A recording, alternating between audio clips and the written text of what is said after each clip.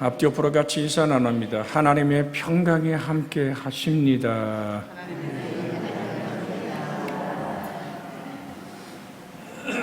평안을 내게 끼치노니 곧 나의 평안을 너희에게 주노라.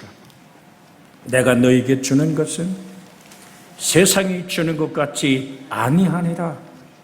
너 마음에 근심도 두려워하지도 말라고 하시니 우리를 안으시고 품으시고 사랑하시는 주님의 위로가 이 한 주간도 회복의 역사로 함께하기를 그리스도 예수님의 이름으로 축원해 드립니다.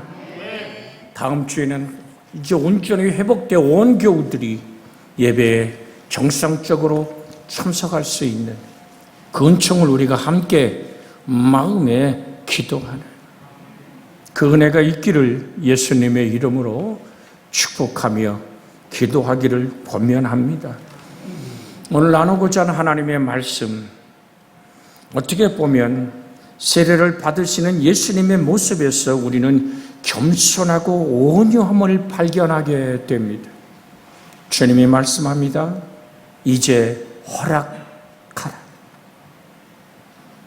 특히 예수님이 세례받기 전에 바리새인들과 사두개인들이 왔는데 그들이 오는 장면과 예수님이 세례받으러 오시는 장면은 아주 대조적인 것을 이룹니다. 구경하고 시험하러 왔던 그들의 모습과 예수님의 모습을 비교해 보면 세례 요한은 바리새인들과 사두개인들을 향해서 이 독사 이 자식들아 라고 강력하게 외칩니다. 정말로 이렇게 무서운 말이 어디 있을까요? 그러나 반면에 예수님이 세례를 받으러 오시자 세례 요한은 정말 두려움과 떨림과 존경과 감격으로 가득 차서 주님을 맞이합니다.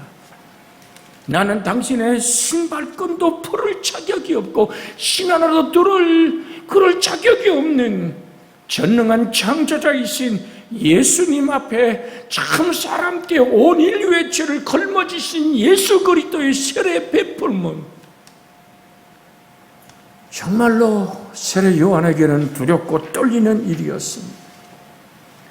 하나님의 아들 예수께서 자신을 오히려 종의 모습으로 표현함으로써 사역을 시작하고 있다는 것이 우리에겐 정말로 굉장하고 놀라운 충격이 아닐 수 없습니다. 하늘을 열고 정말로 불비를 내리면서까지라도 모든 사람을 굴복시킬 수 있는 전능한 창조자가 오히려 섬김과 겸손의 모습으로 나는 섬김을 받으러 이 땅에 온 것이 아니라 도리어 섬기고 많은 사람의 대속물, 우리의 죄를 씻기는 예수의 피밖에 없지 않습니까? 그렇게 내 생명을 많은 사람의 대속물로 내어주러 오신 예수 그리스도의 모습. 예루살렘에 입성할 때도 백마를 타고 천군 천사를 거느리고 그렇게 예루살렘을 초토화시키려고 입성하는 것이 아니라 나귀 새끼를 타시고 제물이 들어가는 그 오늘 양들이 들어가는 그 문으로 들어가시며 세상죄를 지고 가는 어린 양 예수의 모습은 우리로 하여금 정말로 눈물 쏟으며 감사하고 주의 멍에 밑에서 배워서 오냐고 겸손한 주의 마음을 품는 여러분과 제가 되기를 오늘도 바라보면서 이 말씀을 나눌 수 있기를 주의 이름으로 부탁을 드립니다. 빌립보 2장 6절로 8절에 보면 그는 근본 하나님의 본체시나 하나님과 동등됨을 취할 것을 여기지 아니하시고 오히려 자기를 비워 종의 형체를 가지사 사람들과 같이 되셨고, 우리가 8절 한번 같이 읽어볼까요? 사람의 모양으로 나타나사 자기를 낮추시고 죽기까지 복종하셨으니 곧 십자가에 죽으십니다. 이것이 바로 예수 그리스도의 겸손입니다. 예수님께서 최후의 만찬 때 갑자기 일어서셔서 수건을 허리에 두르시고 제자들의 발을 씻어주시던 모습과 세례를 받으시는 모습은 일맥상통한 것입니다. 요한복음 13장 4절로 5절에 저녁 잡수던 자리에서 일어나 겉옷을 벗고 수건을 가져다가 허리에 두르고 이에 대야에 물을 떠서 제자들의 발을 씻으시고 그 두르신 수건으로 닦기를 시작했다라고 성경은 우리에게 예수님의 겸손한 섬김의 사랑, 인생 지치고 힘들고 삶이 속에서부터 골마 터져진 우리의 그 지친 인생의 발을 당신이 품에 안으시고 종이 되어 발을 닦으시던 주님의 그 섬김, 우리는 어찌할까요? 그 섬김을 어떻게 마지막 표현합니까? 십자가에 못 박혀 살을 찢고 피를 쏟아서까지 죄의 값이 되어주신 예수 그리스도의 나를 사랑하시오. 우리에겐 단순한 걸 요구합니다. 영접하라.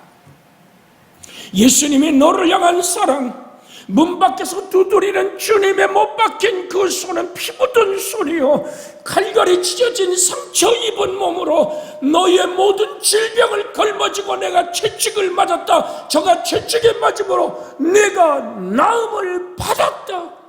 영혼과 육체와 삶 속에 예수님의 사랑을 단순하게 영접하고 받아들여야 됩니다. 그런데 많은 그리스도인들이 교회나 교회 밖에서 대접받지 못한다고 화를 내는 경우가 많습니다. 체면의 손상을 받았거나 정당한 대우 예컨대 나는 이만큼의 대접을 못 받았다든가 직업에 걸맞는 대접을 못 받았던가 하면 화를 냅니다. 교회에서 어렵고 시끄러운 부작용이 생기는 것은 바로 이런 이유 때문입니다. 마리아가 이제 주님의 십자가의 길을 가는 그 장면 앞에서 옥합을 깨뜨려 예수 그리스도의 머리에 붓습니다. 그때 그 마리아를 나무래던 사람이 있습니다. 바로 가롯인 유다였습니다. 저 옥합이 깨뜨려져 300데나리온이나 되는 한 데나리온이 장전의 하루 품삯이거든요. 우리 지금 대충 얼잡아서 하루 품삯이 10만 원이라면 3천만 원 가까운 옥합을 깨뜨려 그 향이 온 집에 가득할 때 가룟유다는 성죄를 내기 시작합니다. 성경은 이렇게 말합니다. 유다가 가난한 사람을 나눠주지 저걸 왜 허비하느냐고. 왜 저 3천만 원 넘는 지금의 가치로 비하면 적어도 3억이 넘는 돈이겠죠. 그 화를 냅니다. 모든 사람이 볼 때는 정당한 것 같습니다. 그래, 왜 저기다가 뭐 예수님의 그 발에다가 그것도 옥합을 깨뜨려 자기 머리털로 예수의 발을 닦는단 말인가? 저걸 가난한 사람에게 나눠주지. 그러나 가론 유다의 꼼수는 따로 있었습니다. 저는 돈깨를 맡은 자라, 돈깨의 돈을 맡은 자라, 돈깨에 있는 것을 훔쳐가미러라. 우리 예수 믿는 믿음의 사람들, 우린 무엇 때문에 분노합니까? 무엇 때문에 신앙생활하다가 여러 가지 많은 것으로 시험 들고 좌절하고 절망합니까? 어쩌면 가론 유다 같은 건 아닙니까? 주 예수 안에서 내가 뭔가를 챙겨야 되는데, 내 자리를 만들어야 되는데, 내가 이곳에서 이런 접대와 대접을 받고 존경을 받아 마땅한데 내가 그 자리를 상실했을 때 내 자리가 없어 우린 분노하지 않습니까? 시편 37편 8절에 보면 분을 그치고 노를 버리며 불평하지 말라 오히려 악을 만들 뿐이라고 말하고 있습니다. 전도서 7장 9절에 보면 급한 마음으로 노를 바라지 말라. 노는 우매한 자들의 품에 머무름이니라. 오늘 사랑하는 여러분, 자기의 지위를 알아주지 않는다고 해서, 자기의 존재를 알아주지 않는다고 해서 생기는 문제들이 비일비재한 것입니다. 열왕기하 5장 10절로 12절에 보면 엘리사가 사자를 그에게 보내 이르되 너는 가서 요단강에 몸을 7번 씻으라 내 살이 회복돼 깨끗하리라 하는지라 나만이 노하여 물러가며 이르되 내 생각에는 그가 내게로 나와서서 그의 하나님 여호와 이름을 부르고 그의 손을 그 부위에 흔들어 나병을 고칠까 하였도다. 다메섹강 아바나와 바르바른 이스라엘의 모든 강보단 낫지 아니하냐. 내가 거기에서 몸을 씻으면 깨끗하게 되지 아니하려 하고 몸을 돌려 분노하여 떠나니라고 성경은 우리에게 말합니다. 왜 하나님은 엘리사를 통해서 엘리사가 나타나지 않고 요단강 7번 목욕하고 가라고 얘기했을까요? 중요한 한 구절을 우린 만날 수 있습니다. 그가 내게로 나와서 그의 하나님 여호와 이름을 부르고 그의 손을 그 부위에 흔들어 나병을 고칠까 하였도다. 여러분, 이 나만의 오만함과 교만함이 뭡니까? 여호와 하나님도 무당에 부르는 잡신 정도로 생각하는 겁니다. 자기가 하나님보다 위대하고 자기 자리가 권고하며 이스라엘을 전쟁으로 짓밟아 끌고 갔던 여종의 소리를 듣고 거기 온 거 아닙니까? 그의 분노의 뿌리는 뭡니까? 내가 여호와, 너는 다만 네가 부리는 신의 축복 속에서 내가 치유받으려고 온 것이 그 신보다 높은 자기, 여호와 하나님보다 높은 자기의 교만을 굽히지 않습니다. 하나님은 나만이 하나님을 찾는 그 모습을 보지만 그의 교만을 꺾어야지만 자기의 자리를 내려놓고 온몸을 신하들 앞에서 문둥병 그대로 피고름이 잡힌 그대로 요단물에 들어가 6번 아니라 7번 완전한 순종을 통해 그를 굴복시키는, 나중에 나만이 치료받은 후에 금은 보화를 주지만 그것으로 거래할 수 없는 하나님의 은혜를 우린 성경 안에서 만나지 않습니까? 예수님의 참된 겸손과 나만의 건방지고 교만한 모습을 꺾어내리고 그는 흙을 얻어 제단을 쌓고 여호와 하나님을 자기 하나님으로 섬길 수 있는 신앙의 자리까지 이끄시는 하나님의 섭리를 우린 성경 안에서 만날 수 있습니다. 사랑하는 여러분, 누가복음 15장 58절에 그가 노하여 들어가고자 하지 아니하거늘 아버지가 나와서 권면한대. 아버지가 이르되 너는 항상 나와 함께 있으니 내 것이 다 내 것이로되 이 내 동생은 죽었다가 살아났으면 내가 잃었다가 얻었기로 우리가 즐거워 기뻐하는 것이 마땅하니라. 여러분, 분노는 진리를 분별하지 못하게 합니다. 분노는 마음을 어둡게 합니다. 모든 사람을 불편하게 만듭니다. 자기의 자리, 내가 누군데라는 이 오만함이 예수 그리스도 안에서 깨어지고 부서지는 성령의 역사가, 내 말은 불방망이 같지 않더냐. 하나님 말씀 앞에 나의 인생을 내어놓고 전능한 창조자가 겸손히 제자들의 발을 닦고 피조물에게 세례를 받으면 여러분과 저의 죄를 걸머진 그 놀라운 순종과 겸손의 모습이 우리 속에 주님의 목소리로 들리길 원합니다. 빌립보서 2장 5절 함께 함성하길 원합니다. 너희 안에 이 마음을 품으라. 그곳 그리스도 예수의 마음이. 한 번 더 우리 앞뒤로 쳐다보며 이 말씀을 함께 나누기를 원합니다. 너희 안에 이 마음을 품으라. 곧 그리스도 예수의 마음이. 할렐루야. 주님의 마음이 어떤 마음이라고 말합니까? 나는 마음이 온유하고 겸손하다. 내 멍에를 메라. 내가 너희를 사랑한 것처럼 너희가 사랑하면 많은 사람이 너희가 나의 제자인 줄 알리라. 예수 닮기 원합니다. 이 내 마음에, 이 내 마음에. 하나님이 우리에게 주신 계명은 딱 하나입니다. 사랑입니다. 마음을 다하고 목숨을 다하고 성품을 다해 주 너희 하나님을 사랑하고 둘째는 이것이니 내 자신을, 내 이웃을 내 자신같이 사랑하라.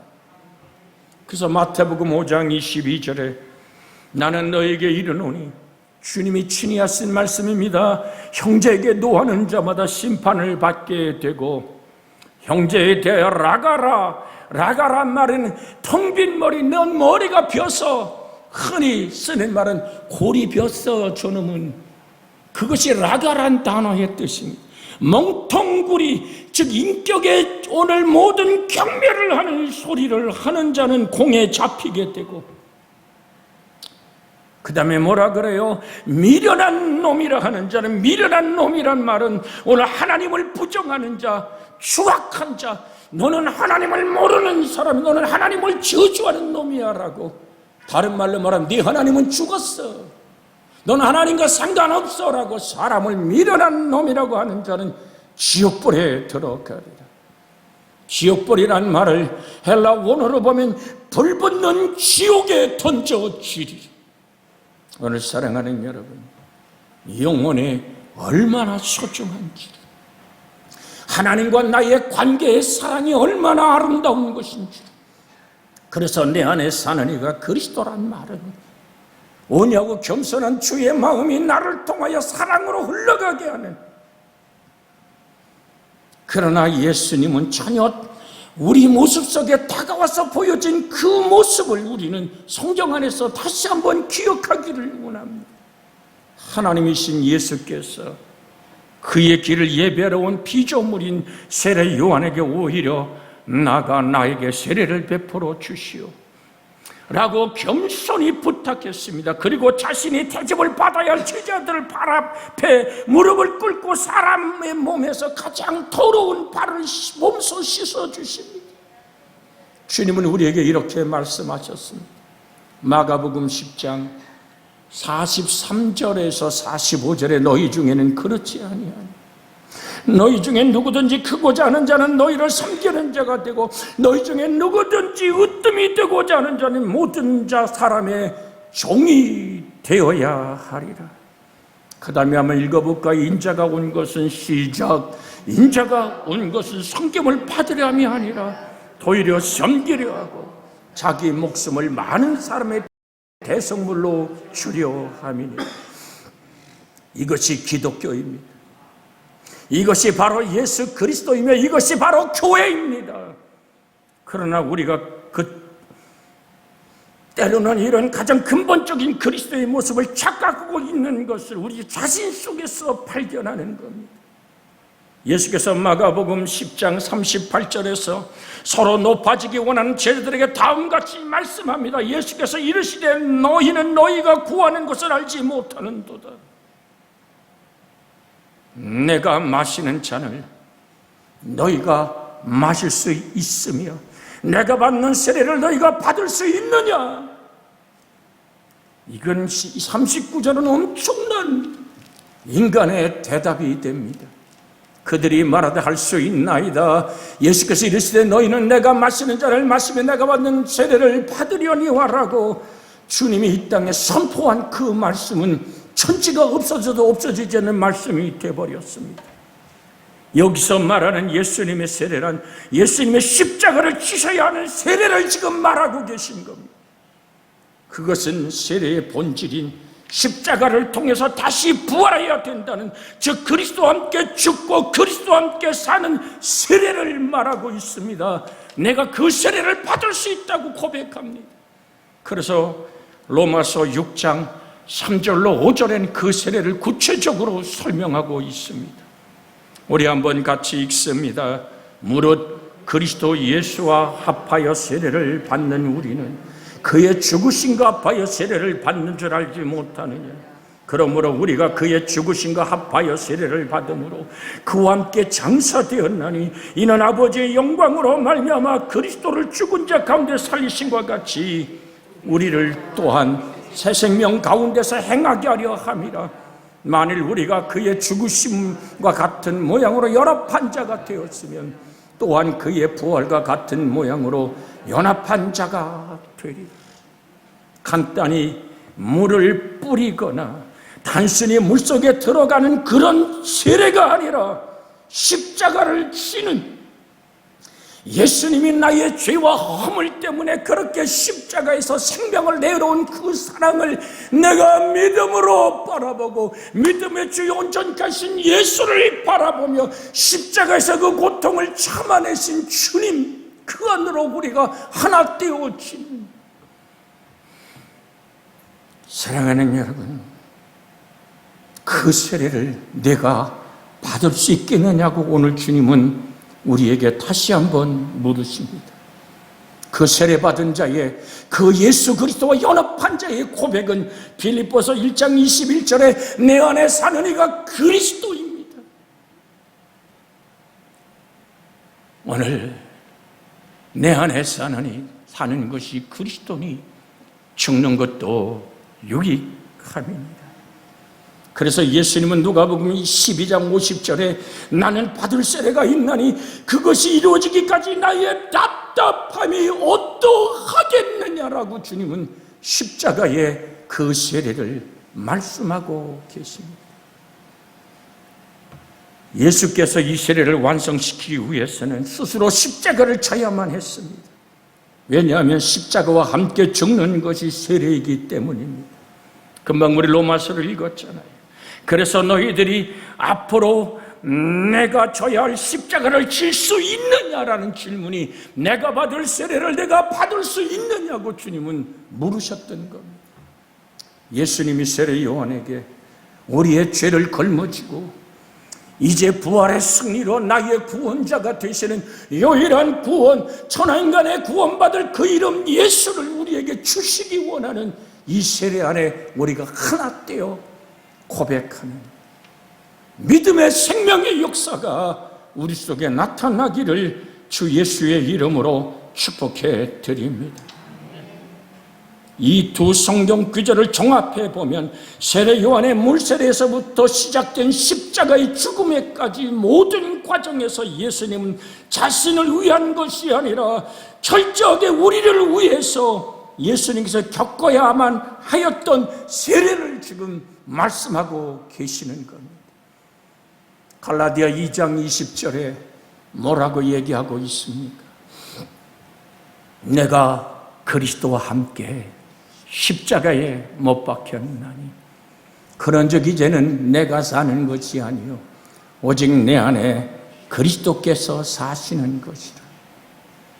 그 다음에 같이 한번 읽어볼까요? 이제 내가 육체 가운데 사는 것은 나를 사랑하사 나를 위하여 자기 자신을 버리신 하나님의 아들을 믿는 믿음 안에서 사는 것이다. 내가 어떻게 십자가에 못 박힐까요? 히브리서 12장 2절에 있는 말씀으로 이 말씀을 우리는 해석하길 원합니다. 믿음의 주여, 또 온전하게 하신 이인 누구를 바라보자? 예수를 바라보자. 그는 그 앞에 있는 기쁨을 위하여 십자가를 참으사 부끄러움을 개의치 아니하시더니 하나님 보좌 우편에 앉으셨느니라. 십자가에 달리신 예수의 기쁨이 뭘까요? 그 앞에 있는 기쁨을 위하여 그 기쁨이 뭘까? 여러분과 제가 예수님을 구세주라 고백하며 그 십자가의 보혈의 피로 씻어지고 예수님의 부활의 승리의 그 생명의 부활이 나의 부활이 되어 소망을 꿈꾸는 믿음의 역사를 가리켜 우리는 이 말씀을 나누고 있는 것입니다. 사랑하는 여러분, 여러분과 제 속에 이 십자가의 부활, 그 생명의 역사가 우리를 주장할 수 있게 하기를 주의 이름으로 축복해 드립니다. 2012년 갑상선 암으로 삶이 무너졌던 오는 팀 켈러라는 미국의 한 목사가 있었습니다. 기도하며 약을 쓰고 회복되어 갑니다. 그러면서 이제 목회를 힘있게 할 때 2020년 그에게 오늘 전립선과 모든 방광 쪽에 암이 생겨 번져가기 시작합니다. 하늘아버지 앞에 무릎을 꿇습니다. 그의 남은 인생의 세월이 어떻게 해도 과학적으로 5년 안에 생명이 끝나버리는 아픔에 진단을 받습니다. 도저히 이제는 바짝바짝 다가오는 이제 5달도 남지 않은 그의 인생 속에 그는 글을 써내려갑니다. 내가 나의 소망이신 하나님을 향해 찬양하고 있다. 그 소망이 뭘까요? 시편 42편 5절에 내 영혼아 내가 어찌하여 낙심하며 어찌하여 내 속에서 불안해야 하는가. 너는 하나님께 소망을 두라. 그가 나타나 도우심으로 말미암아 내가 여전히 찬송하리로다. 이 말씀을 쓴 미국의 리드머리 교회를 담임했던 팀 켈러라는 목사는 두려운 순간마다 주님이 주시는 소망을 붙잡고 이기고 있습니다. 그 소망은 병이 완치될 것이라는 확신이나 고통 없이 하늘나라에 갈 것이라는 기다림이 아닙니다. 내가 가진 소망은 장차 예수님이 재림할 때 맛보게 될 육체의 부활이라는 소망입니다. 투병 중에 용기와 위로의 소망의 이 기절을 그는 다시 되뇌이며 고백합니다. 내 영혼아 내가 어찌하여 낙심하며 어찌하여 내 속에서 불안해야 하는가.